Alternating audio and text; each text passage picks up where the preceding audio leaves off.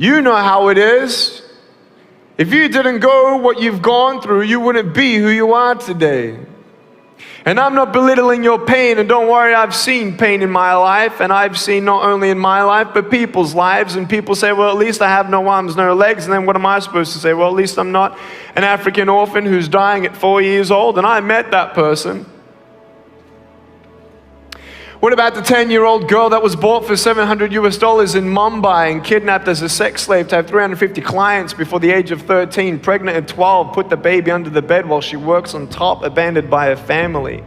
After she pays her debt of $700 after 3 years with her child, she leaves on the streets of Mumbai hoping for a new life. No family, no job, no food.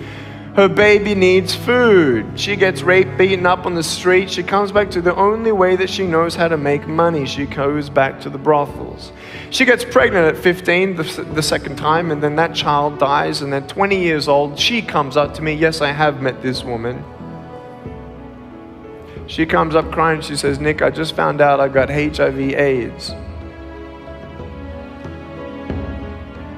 And I got fired from being a prostitute.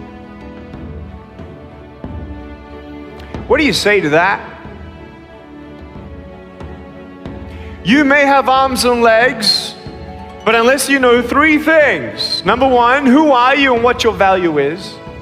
Number 2, what is your purpose here in life? And number 3, what is your destiny when you're done here?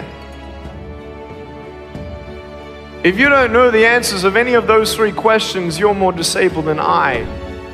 The first thing I want you to take away from today is this: you will have good days and you'll have bad days, but you will always learn something more or something new, and you will learn more overall on bad days than good days. You will learn more about yourself, you'll learn more about relationships, you'll learn about life and principles, and it'll build your character. If you're a person who wants to, let's say, improve on your character of patience, let's say, don't complain when you're waiting in a line. You ain't going to grow in patience until you're put in a place to wait. It's like you go into a gym and you walk in through the front doors and you tell your wife or your husband, I'm going to the gym. You go into the gym and you come in 3 feet and you do a U-turn and you ride out, I went to the gym. Ain't gonna do nothing. You gotta go in there, and what are you gonna do? You gotta pick up the weights, and you exercise the muscles that you want to build. I stand before you without arms and legs, but a very strong man because of the bad days in my life.